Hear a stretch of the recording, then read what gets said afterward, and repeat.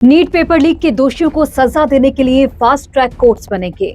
देर रात एक video message में प्रधानमंत्री ने कहा कि फास्ट ट्रैक कोर्ट का प्रपोजल 24 जुलाई यानी कि आज कैबिनेट बैठक में रखा जाएगा और अगले सप्ताह संसद में इससे जुड़ा बिल पास कराने की भी कोशिश की जाएगी। इधर दिल्ली हाईकोर्ट ने पेपर लीक के मामले देखने के लिए फास्ट ट्रैक स्पेशल कोर्ट भी बना दी है। तो क्या फास्ट ट्रैक कोर्ट बनाने से सारी दिक्कतें दूर हो जाएंगी? इस वीडियो में हम आपको आगे यही समझाएंगे। पहला सवाल ये उठता है कि एग्जाम में गड़बड़ी के मामलों में अब तक कितने लोगों को सजा हुई?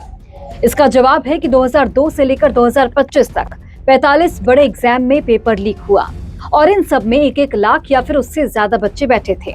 अब तक सिर्फ 2 मामलों में सजा सुनाई गई है। अब ये सवाल है कि नीट 2026 के मामले में अब तक क्या कुछ हुआ, विस्तार से आप जानिए। 3 मई 2026 को हुआ NEET UG exam paper leak के खुलासे के बाद 12 मई को जो एग्जाम है उसे रद्द कर दिया गया। अभी सीबीआई, राजस्थान एसओजी और राज्यों की पुलिस जांच कर रही है। 13 आरोपी गिरफ्तार किए जा चुके हैं। इसमें एनटीए की पेपर सेटिंग कमेटी से जुड़े 2 एक्सपर्ट्स भी हैं। पुणे की बायोलॉजी की लेक्चरर मनीषा गुरुनाथ मंधारे और केमिस्ट्री के प्रोफेसर पीवी कुलकर्णी। एग्जाम करवाने वाली संस्था नेशनल टेस्टिंग एजेंसी यानी कि एनटीए ने 21 जून को कड़ी सुरक्षा में दोबारा एग्जाम करवाया और इसका नतीजा भी आ गया है। अब देखिए, पेपर लीक में दिल्ली का राउज एवेन्यू कोर्ट सुनवाई कर रहा है और सभी 13 आरोपियों की जुडिशियल कस्टडी 24 जुलाई तक बढ़ा दी गई है। सीबीआई ने अभी तक चार्जशीट दाखिल नहीं की है और कहा है कि अभी कुछ और गिरफ्तारियां हो सकती हैं इस पूरे मामले में। 24 जुलाई यानी कि आज कोर्ट में आरोपियों को हिरासत बढ़ाए जाने पर सुनवाई भी होनी है। तो नीट पेपर लीक के खिलाफ 27 दिन से भूख हड़ताल पर बैठे सोनम वांगचुक ने गुरुवार देर रात अपना अनशन भी खत्म कर दिया है। ये इस मामले को लेकर एक ताजा अपडेट है जो हम आपसे साझा कर रहे हैं। देखिए, केंद्रीय मंत्री जेपी नड्डा और जितेंद्र सिंह मेदांता अस्पताल पहुंचते हैं जहां पर सोनम वांगचुक को यहां पर एडमिट किया गया था। नड्डा ने वांगचुक को जूस पिलाकर उनका अनशन तुड़वाया है। वांगचुक ने शुक्रवार सुबह यानी कि आज सुबह एक वीडियो भी जारी किया और उस वीडियो संदेश में उन्होंने कहा कि पिछले 2 दिनों से सरकार के साथ उनकी लगातार बातचीत चल रही थी। इस दौरान उनकी 3 प्रमुख मांगे थी जिस पर चर्चा हुई। सरकार की ओर से इन तीनों ही मांगों पर लिखित आश्वासन दिया गया, जिसके बाद उन्होंने भूख हड़ताल खत्म करने का फैसला लिया है। सोनम वांगचुक ने यह भी कहा कि सरकार ने प्रदर्शनकारी छात्रों पर केस दर्ज नहीं करने, इसके अलावा पेपर लीक और परीक्षा प्रणाली में जवाबदेही तय करने के मुद्दे पर संसद में चर्चा कराने और आत्महत्या करने वाले छात्रों के परिजन को उचित मुआवजा देने का आश्वासन दिया है। सोनम वांगचुक ने यह भी बताया कि धर्मेंद्र प्रधान के इस्तीफे पर सरकार ने किसी तरह का कोई आश्वासन नहीं दिया। उनके लिए सबसे अहम बात छात्रों पर कार्रवाई रुकवानी थी। धर्मेंद्र प्रधान का इस्तीफा इतना जरूरी नहीं था। वांगचुक ने अनशन खत्म करने पर सीजेपी के फाउंडर अभिजीत दिपके ने खुशी जताई है। हालांकि उन्होंने ये जरूर कहा कि शिक्षा मंत्री धर्मेंद्र प्रधान के इस्तीफे तक जंतर मंतर पर आंदोलन जारी रहेगा। अब सोनम वांगचुक की 5 बड़ी बातें क्या थी इस वीडियो संदेश में, वो भी आप जानिए।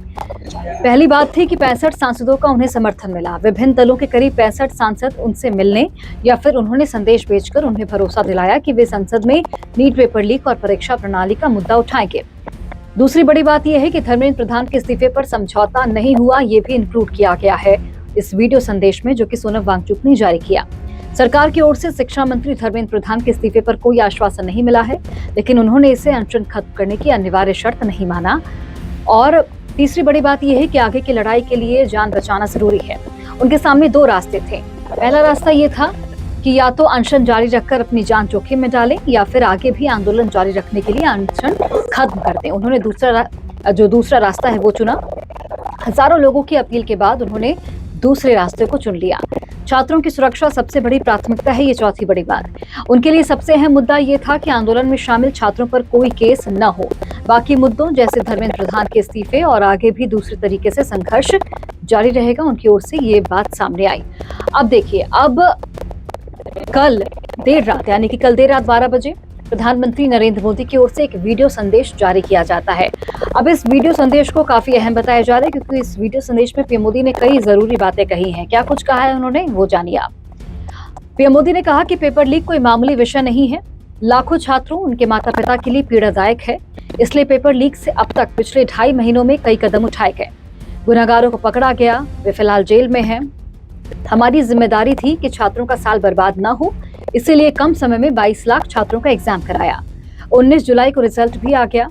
उन्होंने ये भी कहा कि हम इतने से संतुष्ट करने वाले नहीं हैं, इसलिए फास्ट ट्रैक कोर्ट बनाने का निर्देश दिया है। विभागों ने देर रात मुझे मसौदा भेजा है विभागों की ओर से, यानी कि पीएम मोदी को विभागों ने मसौदा भेजा है। इसमें फास्ट ट्रैक कोर्ट और कठोर सजा के प्रावधान हैं और इस पर शुक्रवार यानी कि आज कैबिनेट के बीच चर्चा भी होगी। तो कुल मिलाकर अभी तक जो भी डेवलपमेंट इस पूरे मामले को लेकर सामने आया है, उसमें सबसे महत्वपूर्ण बात क्या क्या है? सबसे महत्वपूर्ण बात है कि पेपर लीक को लेकर फास्ट ट्रैक कोर्ट के गठन की मांग की गई है और कोर्ट ने इस मांग को स्वीकार भी कर लिया है। फास्ट ट्रैक कोर्ट का गठन अब बहुत जल्दी हो जाएगा।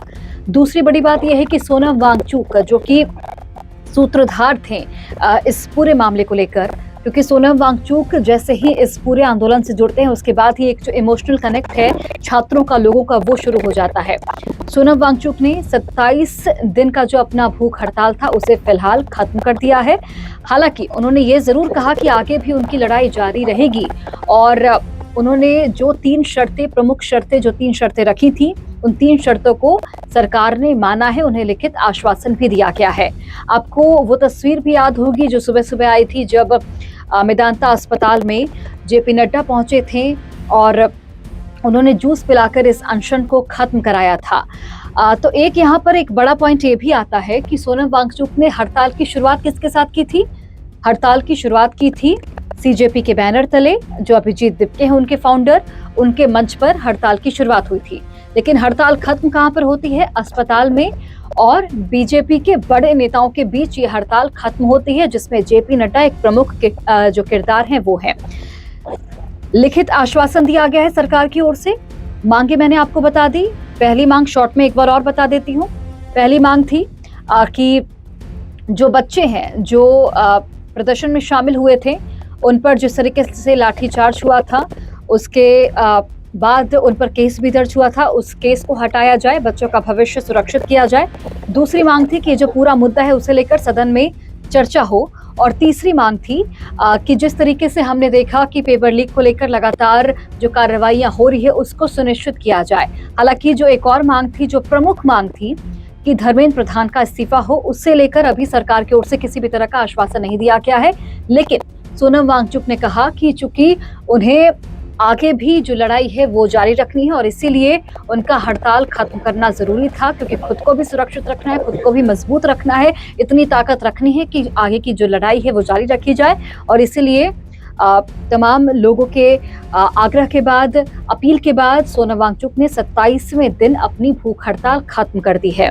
एक और बड़ी बात यह है कि पीएम मोदी ने कल देर रात एक वीडियो संदेश जारी किया। इस वीडियो संदेश में तमाम बातें कही गई। जो छात्र हैं उन्हें एक तरह से आश्वस्त किया गया कि उन्हें डरने की जरूरत नहीं है, उनका भविष्य सुरक्षित हाथों में है। लेकिन इससे ये चीज जरूर समझ आ गई कि ये पूरा मामला सरकार कितने गंभीरता के साथ ले रही है।